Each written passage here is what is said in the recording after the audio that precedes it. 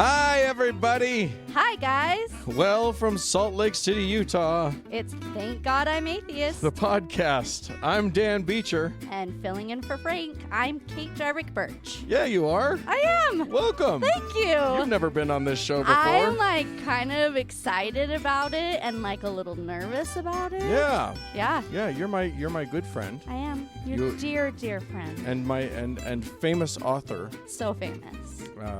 Yeah, your new book just came out. It did. I'm plugging you. Oh now. my God, this That's is what- exciting. This is this is my first radio plug. All my plugs are on I don't know, things online. blogs and stuff. Yeah. You tell us about this is now the completion of your YA trilogy. Yes, I'm so excited to be done writing these books.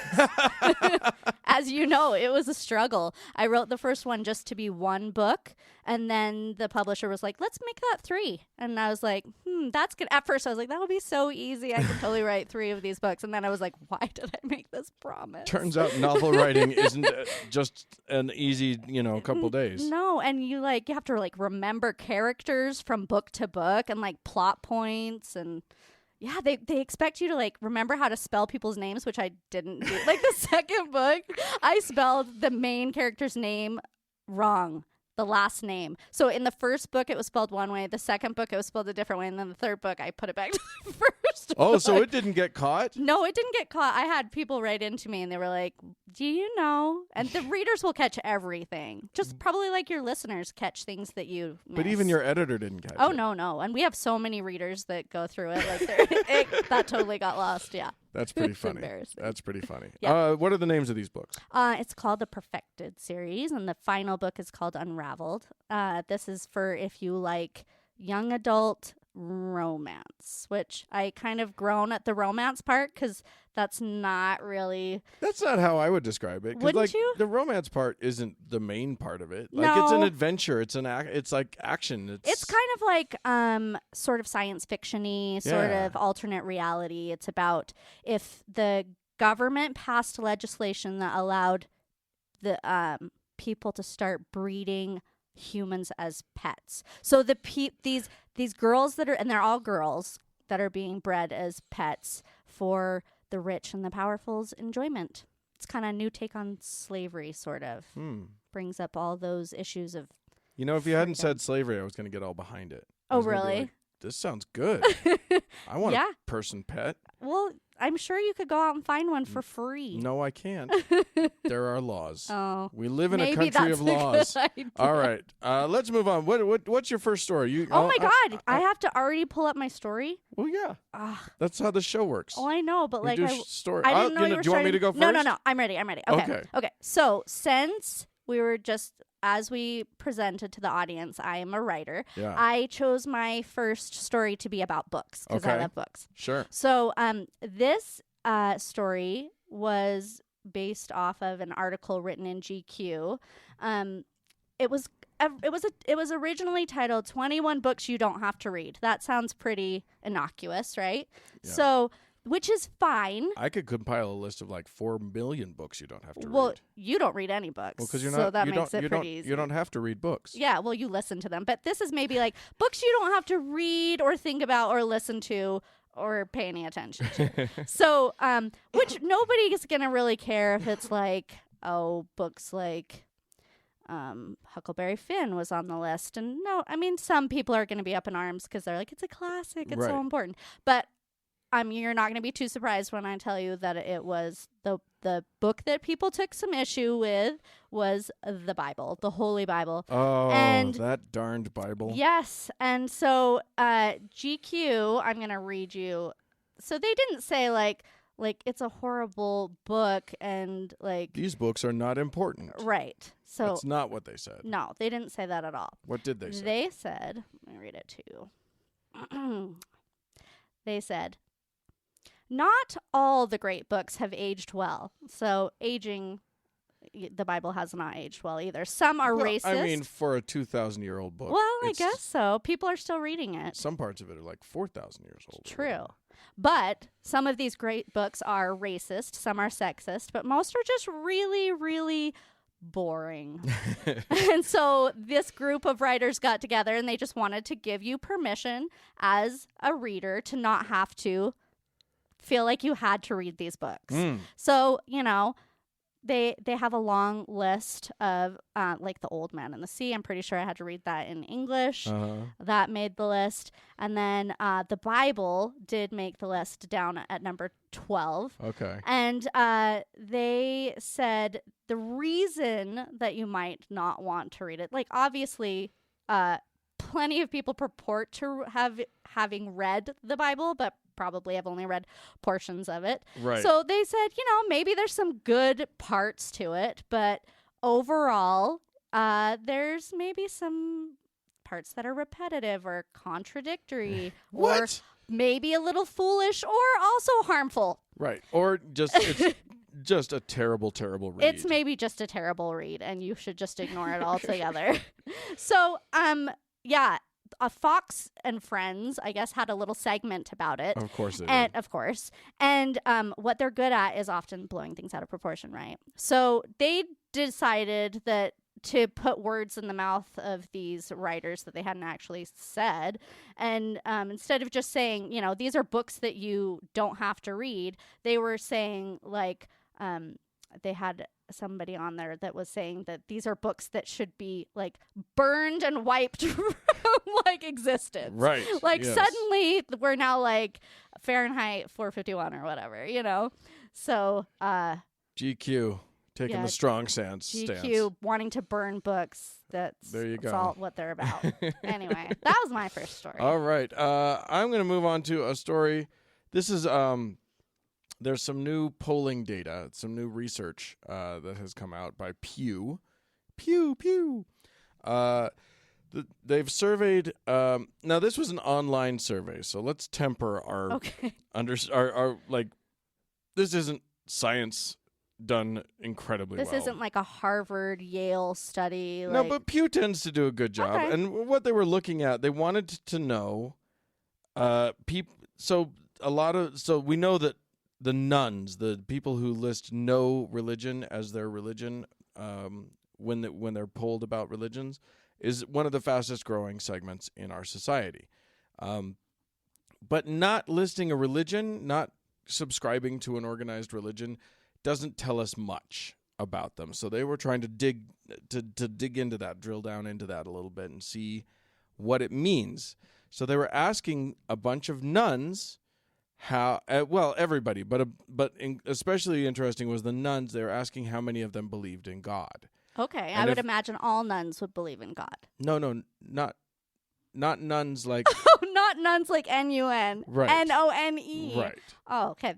This is where radio kind of... This is where you needed to be listening better. I'm sorry. No, these are people who say none. Okay, that kind of none. All right, it makes more sense now. It's okay. You were doing stuff on your computer I for was. a minute there. So anyway, so the question is, how many of them believe in God or a higher power or whatever? So they were really trying to figure out what that means, and they came up with some really interesting findings. One of the things is that among the nuns, fully 72% of them believe in a higher power of some kind. But, okay, I have a question about what higher power means. Well, we all have a question about that. A higher power of some kind, so like a whole bunch of them actually believe in the God of the Bible, which is surprising. And they're saying they don't have any sort of religious affiliation. No affiliation, but many of them. But white beard and. Yeah, the God of the Bible. Okay. So that's interesting. There are some. Here's what's equally interesting. In this same study, they also talked to believers, and of people who called themselves Christian, only 80% believed in the God as described in the Bible. What? What else do they believe in? I don't know. No sense. I have no idea. That makes no sense. It does call into question how they were doing this study because it's just crazy. Evangelicals and black Protestants had the highest rates of belief in a God in the Bible at 91 and 92% respectively. That still doesn't make any sense to me. No. That's like 8% of them are what? What are they believing in? They're just making up their own God? Well, or they're good, or they go to church. I mean, now we know that a lot of people go to church every week and sit next to their believing families. Sure. And you know, if you ask, are you an evangelical Christian? They're like, hell yes. Right. And then you're like, yeah, but what about all these problems in the Bible? And they're like, yeah, those are problems. Okay. I don't know, something along those lines. But among mainline Protestants, 72% believe in God. What? And among Catholics, 69. No way. Yeah. So that's kind of wackadoo. That's very wackadoo. Belief in God declines as age declines. I think that's what they mean. They've got a bullet point here that says belief in God, in the God of the Bible, declines with age, which makes it sound like the older you get. Yeah, no, it's got to be the opposite of that. Younger people aren't Right. believing. Right. Those under 50 viewed God as less powerful and less involved in earthly affairs than older Americans. Huh. And among college graduates, this is interesting, only 45% believe in the God of the Bible. All right. So that's something. Well, I'm just wondering about those people that said a higher power. Like, how many of them think like science would count? You know? Well, and that's something that they are trying to get at. So, for instance, they interviewed a sociologist named Ryan Cregan, who said, "To what extent are they?" Who asked, "To what extent are they saying that to avoid prejudice?" Is an interesting question. He's pointing to studies that white heterosexual men are most likely to say that they're atheist because they have certain social privilege that others don't and may feel less at risk in making such a statement. Yeah, like you're obligated to believe in a God just for some social protection. Right, so that exactly. people aren't. So there may be a lot of people who say, I believe in a higher power, I believe in something, I believe in, God or whatever, just so that just because it's so much easier than like getting any kind of social backlash that may come with just saying, Yeah, except I hear people who I feel like basically are atheists, Mm-hmm. and they still say, I believe in a higher power. And I feel like what a lot of them mean is like there's some big thing that's like uniting the universe or something that they don't necessarily understand. I don't know. It's like Right. they just want to give credit to some bigger thing. And obviously the universe is big and we're in this big thing and who Right. knows what it is. And they feel something transcendent. Or Right. Yeah, sure. There was an author, a professor of religious studies named, what was her name? Elizabeth Drescher, who said, quote, "There are lots of people who experience things in their lives that feel mysterious and unexplainable or awe-inspiring and who might logically identify as non-religious or non-believing, but who nonetheless have a sense that we don't know everything. The reality of people's experience is much more complex and nuanced." I agree with that. So yeah, I mean, I think there's a lot of us, we atheists. Now, atheists, of course, won't surprise you to learn, had the lowest sense of, people calling themselves atheist had the lowest instance of claiming that they believed in some sort of God. But that doesn't mean that it was gone. Sure. There Wait, was- they said God? They used the word God? or some sort of higher power. Yeah, it's problematic. It's tricky. Yeah. It's tricky. And I feel like a lot of it's just language because we don't have another way of expressing what it is, what that means. Yeah. That higher power, it Yeah. doesn't necessarily mean God. Yeah. Of U.S. adults, so when you ask U.S. adults if they believe in God or not, according to this survey, 19% said no. Oh, just So- flat. So just that's flat out. big. That is big. Of those, 9% of the people in that 19, so about half of them said they do believe in some higher power or spiritual force. 9 of the 19%. Correct. But they're not saying they're not calling it God. They're not calling it God, some higher power or spiritual force. 10% of that 19% Was just like nothing. No, I'm saying Oh, 10 you're of rounding up. I'm saying 10 of the 19. Oh, okay. So 10% of the US population. Oh, right. Does that make sense? Right, yeah. Do not believe in any higher power or spiritual force At all. at all. Yeah. So Just- 10% is actually huge. Yeah, I'm very surprised by like that. full on know nothing people are already at 10. 19% are saying no God, Right. but they don't know what it is. Of the 80% who said they do believe in a God, 23 of those percentage points say they believe in some other higher force than the God described in the Bible. Okay. So that's what we were up That to, like leaves us with 30 something 56% are Oh, okay. saying that they believe definitely in the God of the Bible. Well, that's smaller than I thought it would be. Yeah. Yeah. A lot smaller. Yeah. This is frankly that people who answer no to do you believe in God is at 20%. Yeah. That's insane. Wait, what's the percentage of people who call themselves atheists? I mean, I don't know. I don't actually have you don't have that in front of you? me. Oh, But okay. like whether they use the word atheist or not, if you ask people, do you believe in a God in God or Yeah. not, we're at 20.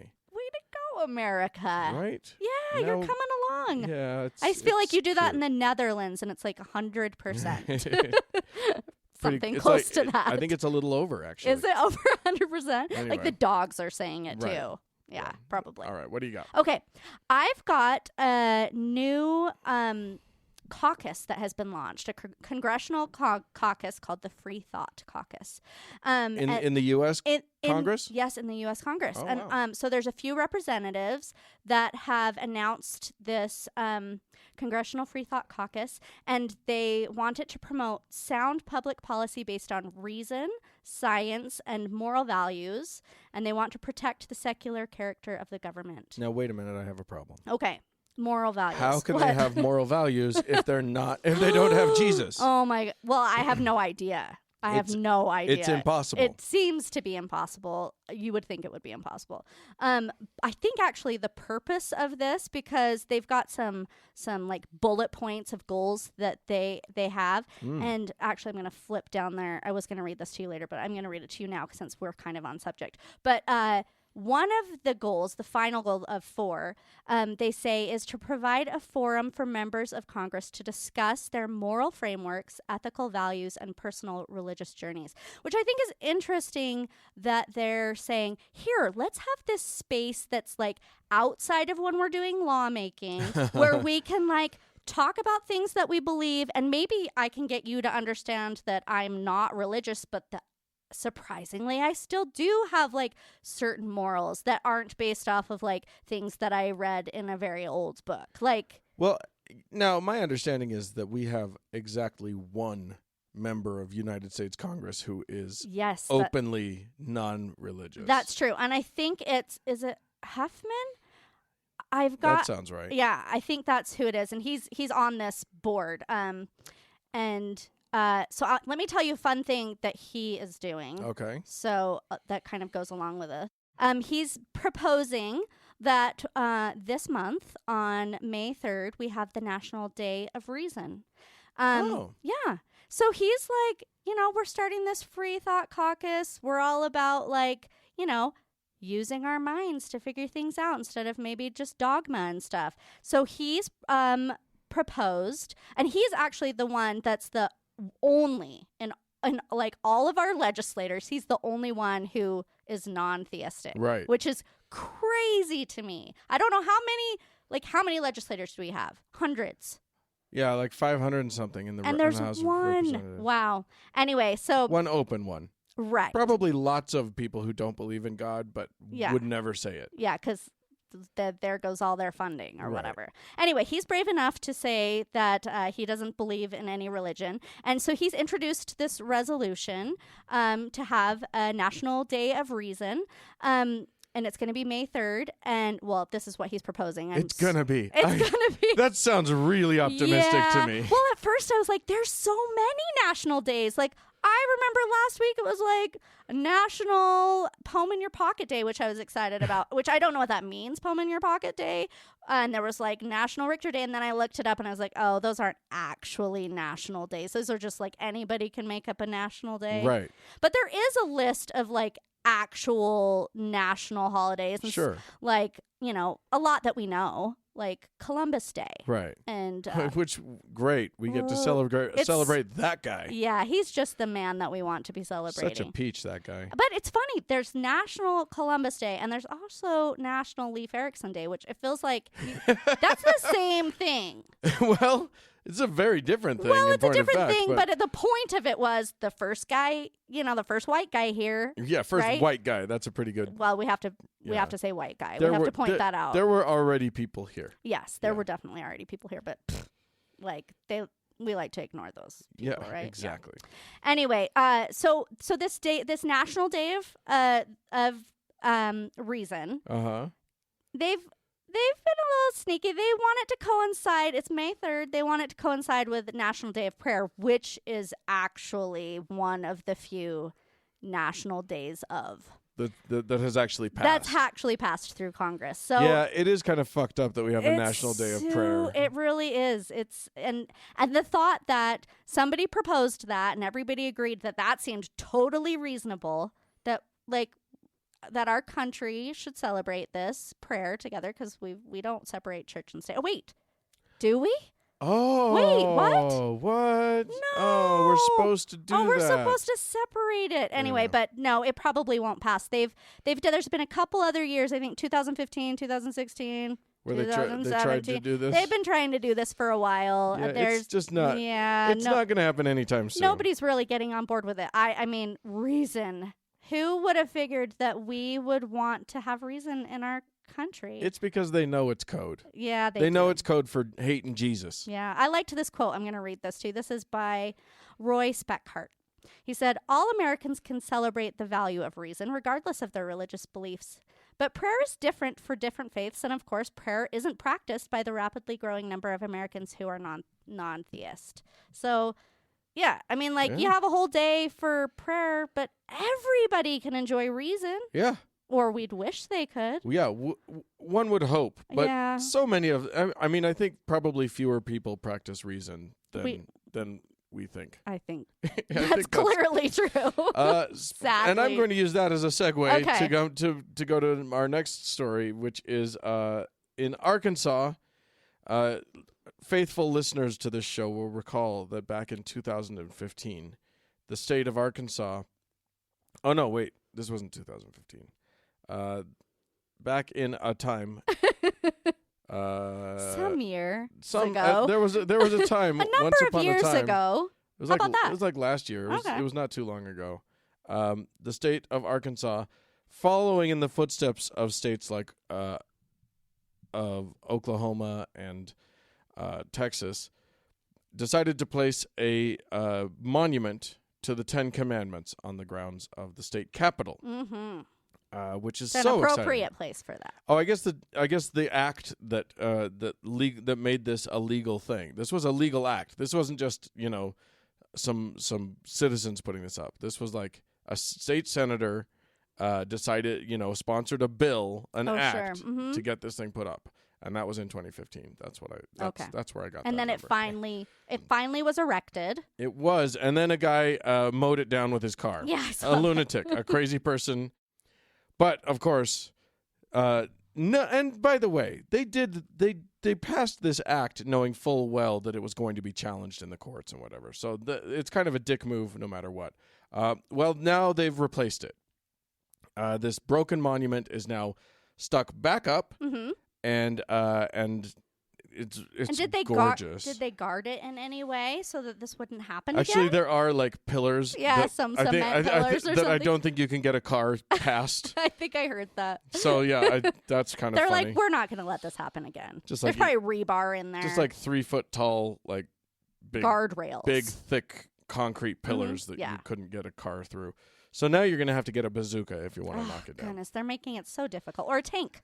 I'll get a tank. Sure. My tank will roll over that. Yeah, anything like that, you're going to be in good shape. Well, of course, it took about 0 seconds after that thing went up for the lawsuit to start in motion. Well, good. The ACLU, the American Civil Liberties Union, is suing, and Lucian Greaves and the Satanic Temple have signed on. There they go.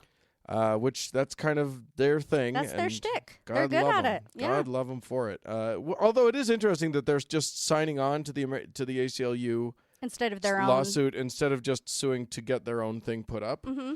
But it is expected, at least by at least Lucian himself expects that this will just work its way through the system and quickly be struck down. Yeah. Now, I will point out that some, like the Texas one, has been allowed by the Supreme Court to stand. Why? And the reasoning that was given was that it has long-standing. It's been there for a long time. It's like grandfathered in. Basically, oh, yeah. Wow! I mean, realize it's just you could do since that. the 50s, but that's long enough. That's long enough. That Well, the 50s are. I don't know if you know this. This is when America actually was great. founded. Yeah, that's right. It was really the 50s. The 1950s. Mm-hmm. Yep. Yeah. That was Anything before that. The golden discount. The golden age. The golden age. Yeah. So exactly. that's happening. Yeah. All right. Is it my turn? Yeah. Okay, so I'm gonna have to say, like, even 3 years ago, I would have been baffled that I would be reading this story so quickly to you. Okay. I would have said 10 years from now, 20 years from now.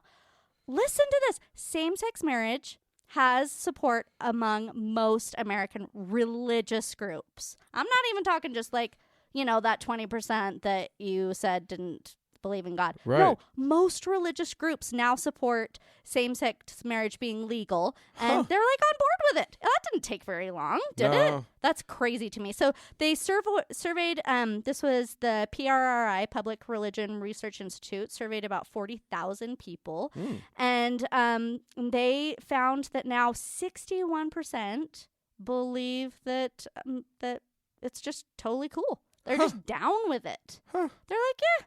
Like, I don't got a problem with this. The Jews, 77%. I was born in 77, so I feel like, and I got a little bit of Jewish ancestry. So come on, Jews. Quite a bit of Jewish ancestry. Yeah. And then, like, listen to this. 2/3 of Catholics, Orthodox Christians, and white mainline Protestants say 2/3 say they're in favor of it. They're like, boom. They're down with it. It's like there's these graphs that show like how in such a relatively small amount of time, like between 2013 and last year, it's just been like the people who oppose it just plummeted. Yeah, I feel like what happens is once the actual like event happens and the super volcanoes don't all explode at the same time. Yeah, nobody was struck down, nobody died. Nobody's, one baker is inconvenienced or something, All the rest of our marriages, like, actually we're okay. Yeah. Yeah. Well, no. They weren't? Half of them end in divorce still. Well, there you go. But that's true. But the same number as before. Right, exactly. So okay, so that was promising. What I have to point out, though, is that not every group is as progressive as some of those ones I mentioned. Sure. Well, you don't want them all. You don't want them all to be that. Right. There's still some holdouts. It may not surprise you to find out that the Mormons are one of those groups. What? They're just like not as cool with it. Yeah. Or they're a little bit more repressed or something.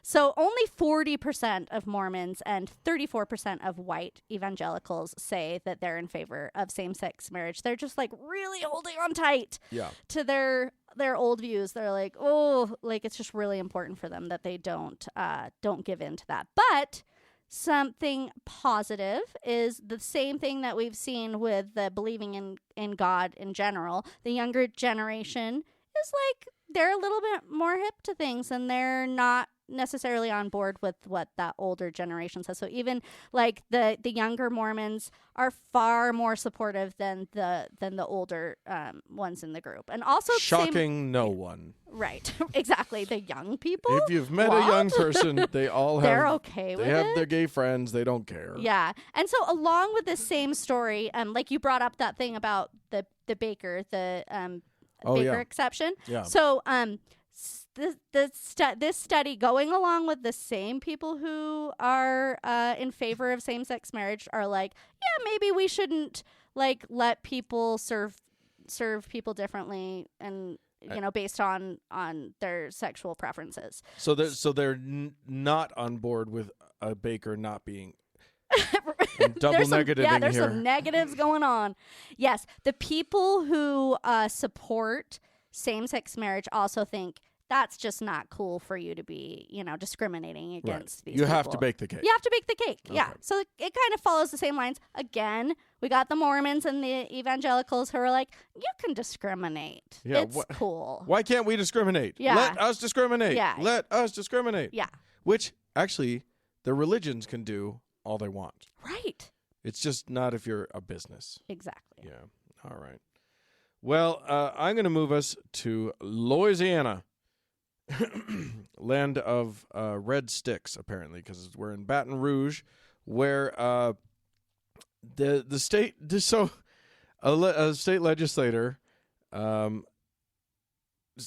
this is State Senator J.P. Morrell, decided to introduce a law, he's editing the state law in a way that you would think no one would have any objection to, because what he's done is he wants in the state law to have a separate little law against bestiality. Okay. And I actually have the law pulled up here. But yes. It's all about consent, though, right? For him? Because those animals can't consent. Well, that's true. They cannot. So pretty much, I think almost everybody agrees you shouldn't be allowed to fuck animals. This is not okay. So why then would anyone have objections? Queen Victoria? Wait, which queen was it that was had the straps for her stallion, and they would... Did you read about that? Maybe that's apocryphal. I don't know. It's an urban legend about Catherine the Great. Catherine the Great. That was it. I should know. One of these Frenchies. I don't know. They're disgusting. Maybe it was, Anyway, maybe it was Marie Antoinette. Who knows? I don't think it was Marie Antoinette. Yeah, I think it was. And anywho, it wasn't true to my knowledge. Anyway, so you would think that this would be easy. Sure. The Christians on board, right? I would think so. No.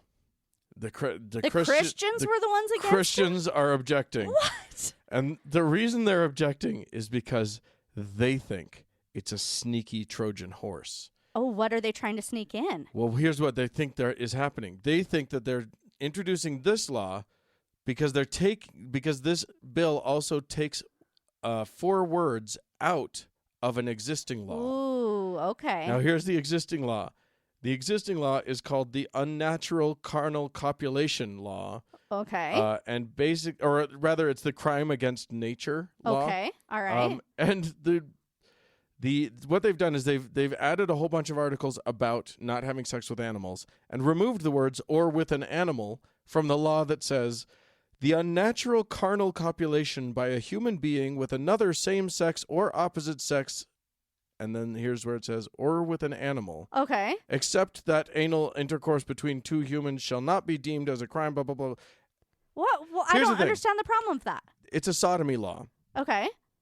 Sodomy laws, anti-sodomy laws in these United States they're completely unenforceable because the Supreme Court ruled against them back in a year, 2003. The Supreme Court struck down all anti-sodomy laws. They're like, do whatever you want in your house. Yeah, like to have your sex. Basically, is now the law. They ruled that those laws violate the 14th Amendment, which I think is the Equal Protections Amendment. So that law that they're worried about doesn't even stand. Is literally struck down. It's completely unenforceable. But they don't want it taken off the books. And so they think that this... Like, you're just going to take, 4 words out at a time? Like, now you're going to take out these... And then you're going to do, of, and for. And pretty soon there's just going to be no words left in there. Pretty soon it'll just say carnal and... Oh, let's rearrange it. Let's see what, we could probably come up with something fun. Yeah, we start cutting things until it makes a whole new law. Yeah. It's a fun game. That is a fun game. But yeah, it is so fun. These people, so Here's Senator Ryan Gatty, who's a Republican in the fine state of Louisiana. Quote, "This bill was written because the far left wants to undermine our other laws that protect family and traditional values that the people of Louisiana hold dear." Wow. Hey, kiddo, that law's not. You can't do anything with that law anyway. That's a dead law. Well, it's just so strange to me. Like, maybe secretly they all just have like a pet dog that they're really fond of. They get the peanut butter out. And No. Under the current law, they can't do that. Oh, it's already it there. is there. So then it's in those anti-sodomy laws. Oh, but we can't enforce it because it's in the one that's unenforceable. No, they can still enforce that part of it. Oh. Well, so it's so stupid. All they're doing is actually they probably are fixing that part of the legal code so that at some point, if somebody wants to, they can just eliminate that piece. I mean, it's basically a vestigial organ at this point. Yeah. So ridiculous. It's like is a pancreas? What's the parts we don't? Oh no, use? we need the. We need the pancreas. Oh, okay. Don't get rid of that. No. Okay. No. I won't. Maybe a duodenum. I don't know what those do. Oh, I've never heard of that before. Oh. Okay. Okay. Well, I'm pretty sure I didn't make it up. I'm like 75% sure. If it's coming out of your mouth, I'm pretty sure it's true. Oh, you see that, folks? She thinks I'm smart. I anyway, listen, if you guys would like to write into us about any of these things that you've heard about, you can do so. You can write podcast at thankgodimatheist.com, or you can leave us a voicemail. We love to hear your voice, and sometimes we'll use it on the show. That's 424-666-TGIA. So that's 424-666 8224. So TGIA, you'll figure it out. I think they have the corresponding letters and numbers. Like, it's amazing. Well, I don't know. On the smartphones, you never can tell. No, Anyway, you'll figure it out, kids. Go to the Facebook page, facebook.com/TGIAtheist, and click that like button. Or go to the TGIA Members Only Lounge. You got to search that, and then that's a group, and you can ask to join, and we'll let you in. It's such a great group of people. I love it, and there's so many subgroups. Yeah, great stuff. It is a goddamn community. Is what it is. It really is.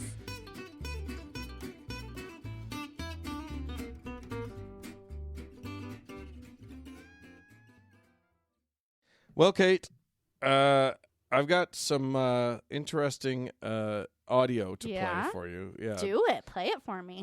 There's a horrible thing that's happening in the world. Okay. I'm ready. It's terrifying. I'll brace myself. You should brace yourself. Okay, I'm braced. I'm ready. It's not okay. There's badness out there in the world. I'm cringing. What we're going to be listening to is Tim Widman. Okay. And Ed Vitaglino. Well, there's our problem. They're just their names. We can't even pronounce their names. They're from the American Family Association. Oh, that's the problem. Okay, yeah. We found it. Yeah, and they have discovered a horrible thing in our society. Okay. So I'm going to play that now. Ed, we were talking this morning of this announcement by the Boy Scouts of America. They've been going downhill now for a few years in terms of their morals, but they have announced that they are welcoming girls, as many as they can get in to the Boy Scouts of America, into their organization. Well, actually, the decision is months old, but they're just now starting to get these girls into some of the more local chapters. This is, I think, a part of the ongoing war against the Judeo-Christian worldview, the way God has established mankind, male and female. In the Boy Scouts, it's a perfect example of how this thing unfolds. They first began to allow homosexuals and homosexual troop leaders, and then transgenders, and now girls in with boys, because the secular progressive, the materialistic worldview based in evolution says there's really no difference between boys and girls. And so we don't need to, we see the same thing with Target, allowing men into women's restrooms and changing areas. This is part of a broader war against God and his divine order. So you think basically this is satanic? Yeah, this is Romans 1. I mean, Romans 1, when any individual or community or nation, any culture, ignores God or refuses to honor him and give him the glory he deserves, then the Bible makes clear in Romans 1 that they are then given over to a deepening darkness and depravity And unfortunately, that's what we're seeing happen in America. That's frightening, Dan. A deepening darkness and depravity. It's just satanic, those girls. Descending on the land in the form of vaginas going camping. Oh my God. And those like whittling sticks and learning how to make fires. Like girls shouldn't know that stuff. No, that's biblical. It's in the Bible. It's in the Bible. I remember reading it was like Psalms 34, and it was like the Boy Scouts say the word boy in it and they don't say girl. And therefore no girls allowed. No girls allowed. No transgenders in the bathroom. Did they not see the sign taped to the door that was like boys only? Yeah, exactly. Oh my God, what were those girls thinking? I imagine that you're just asking what those girls are thinking because you hate camping so much. Oh, I'm going camping this weekend. You're not. I'm going in a really there's a full-on bathroom in the trailer I'm going in. But you're right. I don't love, but there are girls who love camping. Yeah, and maybe if you had the Boy Scouts available you know what? to you, maybe I would have been a little bit more into it. One does wonder if they're ever going to just change their goddamn name. Well, it just doesn't make any sense that there would be a thing for boys and a thing for girls, and why can't everybody just learn the same tricks? Well, because Satan, that's why. Oh, Satan. I don't know if you were listening, but obviously God has a huge problem with this organization going co-ed. I guess he does. I didn't realize that God had formed the Boy Scouts and the Girl Scouts. Although those Thin Mints are divine. I have had those. Oh God. They're heavenly. No, don't. What? That's a bad joke. I'm going You're after calling me out on. Oh, okay. I won't do humor. I'm kidding. Oh. I kid. My little heart is hurt. Besides, everybody knows that it's all about the what are the peanut butter ones? Tagalongs. Those are yours. That's my cookie right there. All right. Yeah, but I don't see a problem with the girls and the boys doing. No, it's so stupid. And it's amazing that the Boy Scouts are actually finally coming into this century. It's kind of now there is still one group that isn't allowed in the Boy Scouts. Can you name it?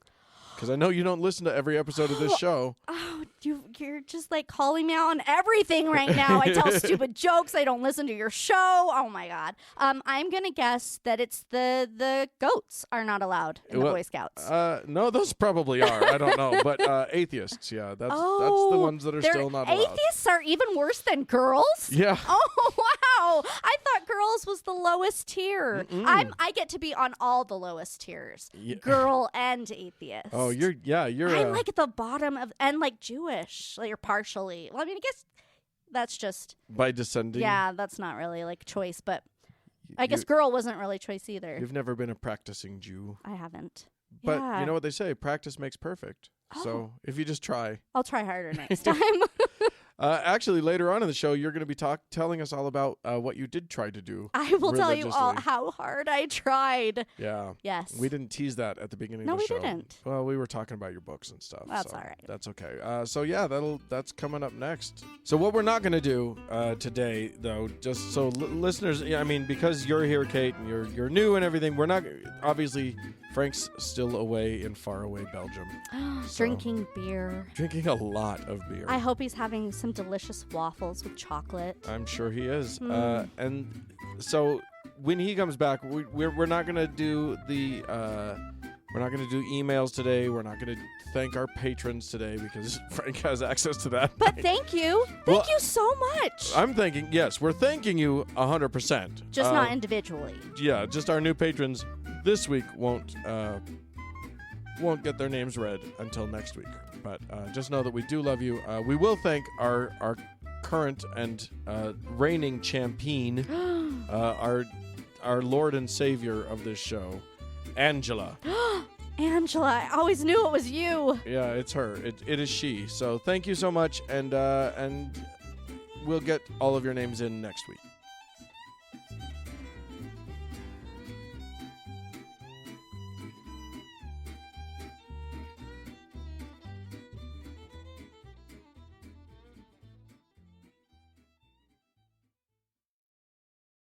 So, guest host Kate Jarvik Birch. Yes. How are you? I'm really having fun. Good. Do you think Frank will notice if I just steal this spot? Just stay. Yeah. I think I will notice because then I'll have to edit all of the shows. Oh, we'll hire someone for that. What I wanted to talk to you about, since I have you here. Yes. Now, Frank and I talk a lot about the fact that we were both raised in the Church of Jesus Christ of Latter-day Saints, the Mormons. The Church of Cheese and Rice and Rattle Day Snakes. I don't think that's right. That's clearly what it is. Okay. Okay. Great. Yes, you were raised in that. You were not. I was not, but I But- was raised in Utah. Unlike Frank, you and I were both raised here in the fine state of Utah, and you were surrounded. I was surrounded by it, as many non-Mormons are. Yes. And I think probably 80 or 90% of my friends were Mormon. Not my very, very best friend. She wasn't. So we had that in common. Okay. That Yeah, was like that what was that was one of the things that bound us, that and our love of dance and the movie Splash and Grease and swimming in our pool and horses. okay. So lots of things Yeah. to bind you together. Just not religion. But here's what I wanted to talk about. And here's the thing.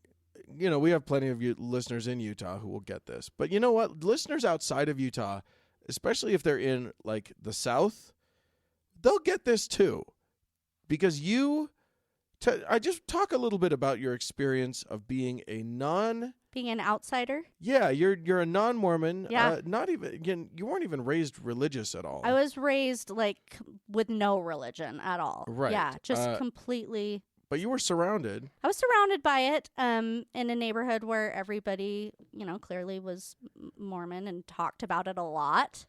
And, you go to elementary school and these are the kids that you hang out with and they don't realize that they're doing it, that they're bringing it kind of like it flavors everything. But it does. And you feel it when you're different. I think I felt different. Like there was a lot of things I felt different. Like brown hair. And somehow brown hair, like blonde hair, I kind of associate with Mormons. I don't know why. But like that was like the visual sign that maybe I was a little different. Everybody had blonde hair. And then I couldn't talk about Sunday school and I didn't know the songs and I didn't get baptized. They all had this massive communal experience that were just that they would come to school with and you just couldn't participate in any of those conversations. I didn't understand it, but it seemed like they were part of a club.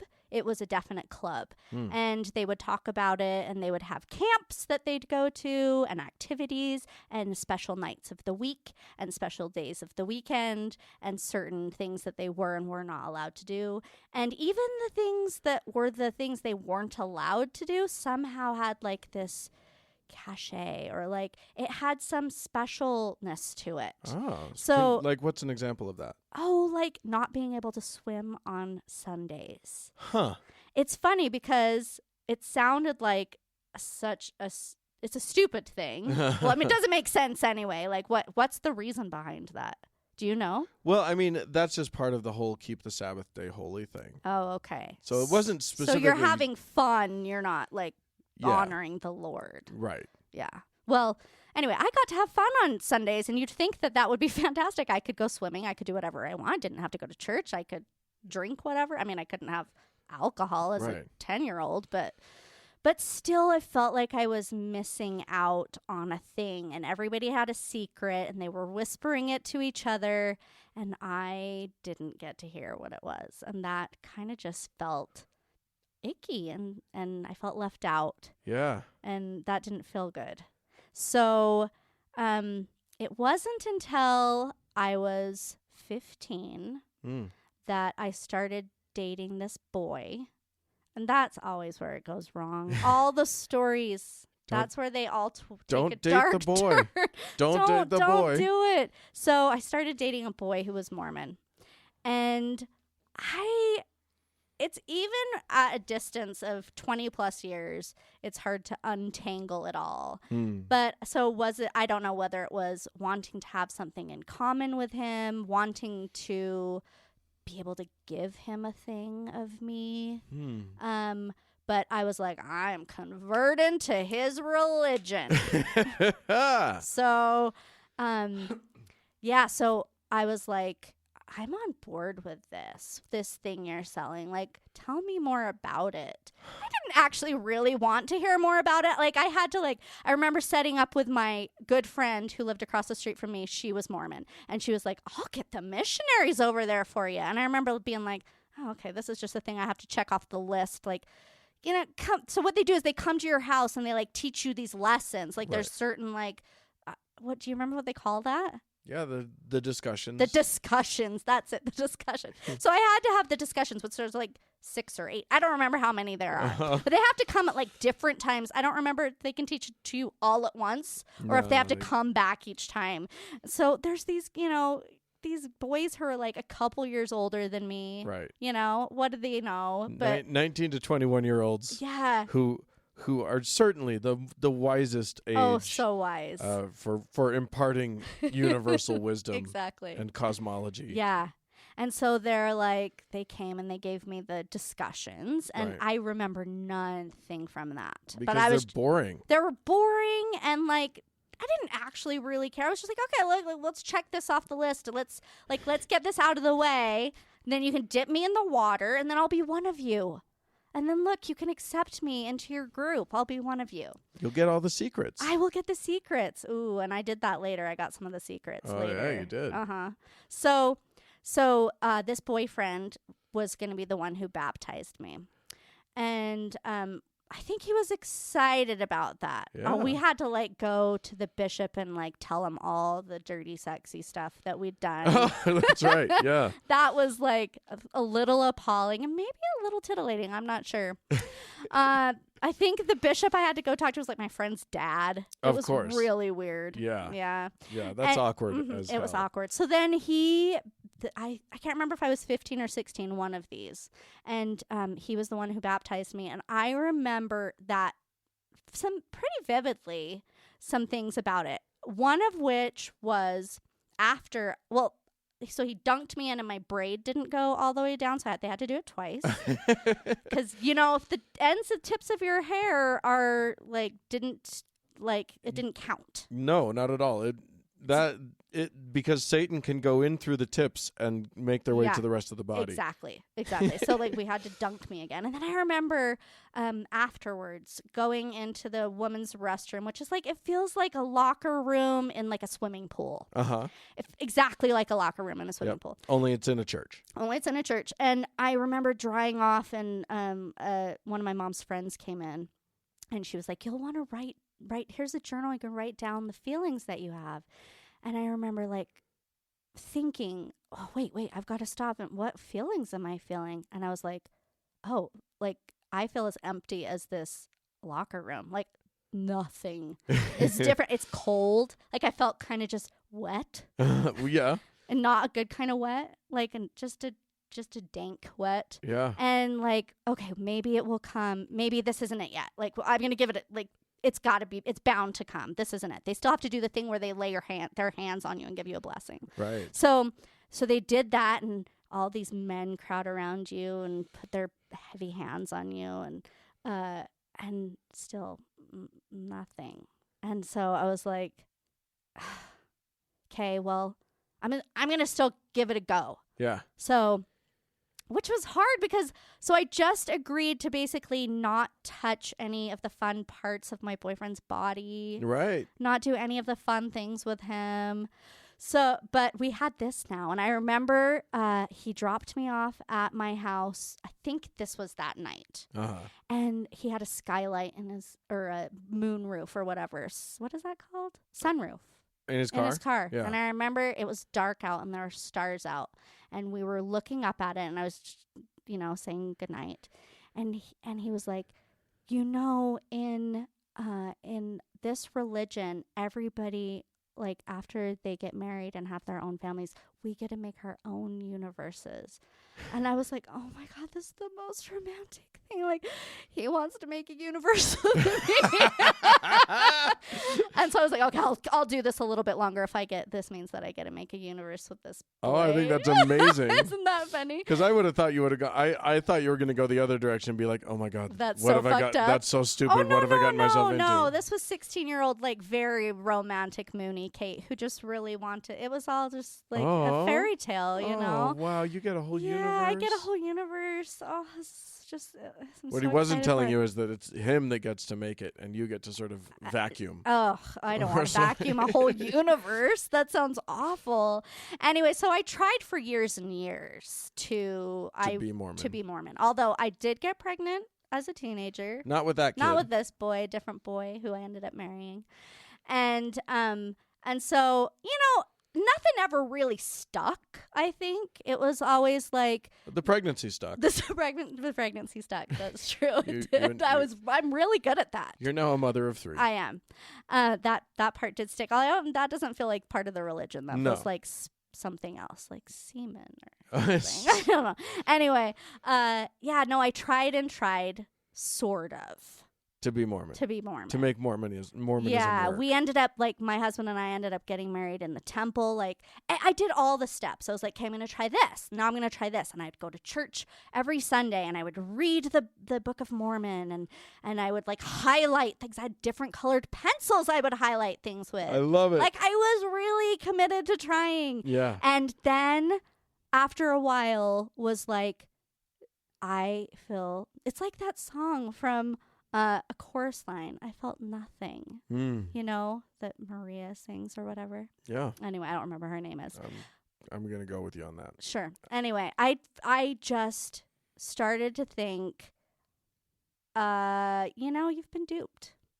You've and I started looking at people and thinking, what are you actually feeling? What are you manufacturing? When you get up and bear your testimony, are you just saying words like I am? Like, obviously they had, like, grown up in this thing, so it was more entrenched.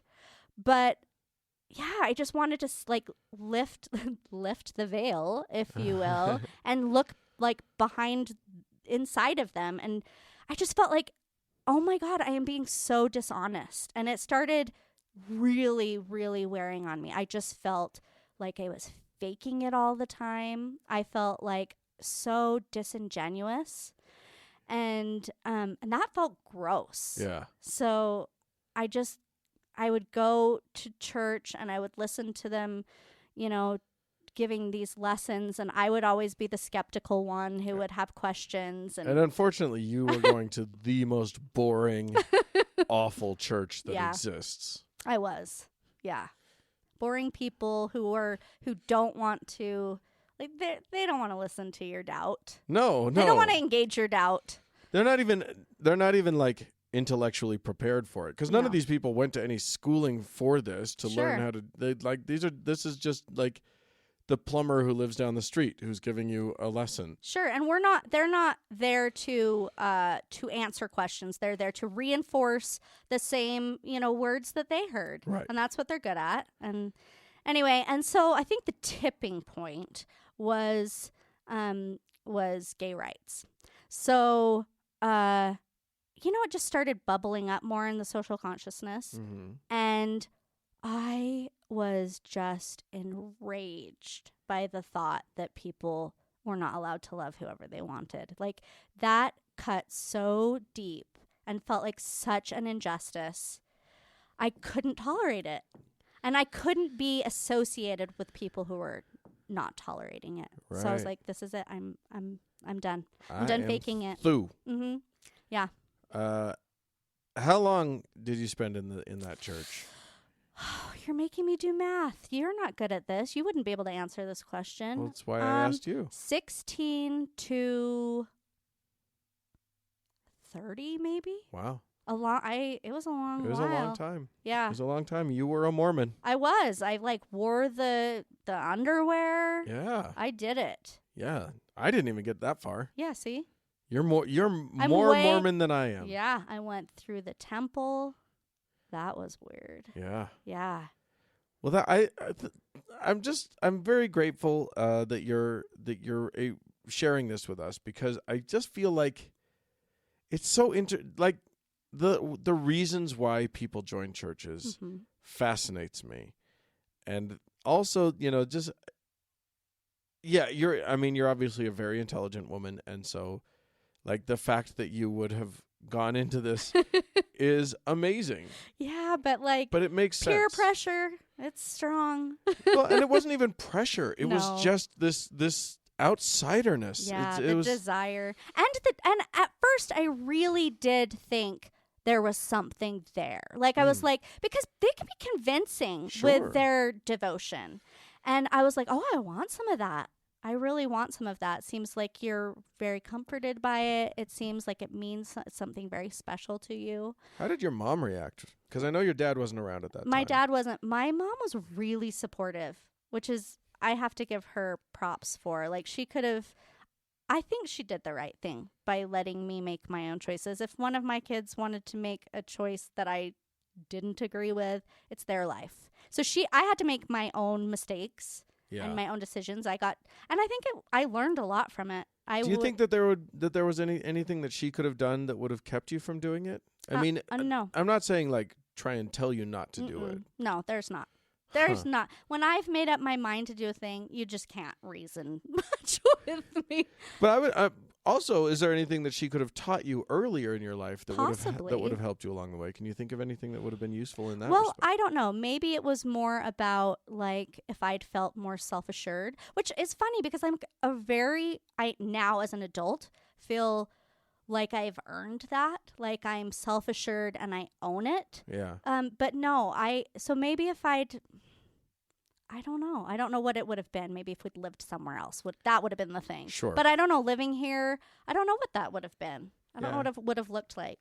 And maybe if you had been in Alabama, you'd be you'd be telling a story about having been an evangelical or something. And I'm sure the outcome probably would have been the same because ultimately I was looking for something within, and I was obviously looking for some outside thing to influence that. Yeah. But I trust my own self, and I trust like my belief in whatever, and knowing that finding that I didn't have a belief in a thing was just as important as finding that I did have a belief in a thing. Awesome. Yeah. I think that's great. Thanks. Well, Kate Jarvik Birch, I want to encourage all of our listeners, if they like what you had to say, to go to your favorite bookstore or the Amazon or the whatever, and look up your perfected books. Oh, well, thanks. There's 3 in the series. They're all about making your own choices and having personal freedom. That's kind of theme. That's their thing. So yeah, if you're into YA or if you've got a teen who's into YA or whatever, buy those books. Yeah, do it. And thank you so much for coming on the show. I love being here. Thanks for having me. It was really fun. For filling in for that recreant Frank out on his daring adventures. Gallivanting around the world. Hey, folks, if you'd like to write into us about anything you've heard today, go ahead and do so. Podcast at thankgodimatheist.com.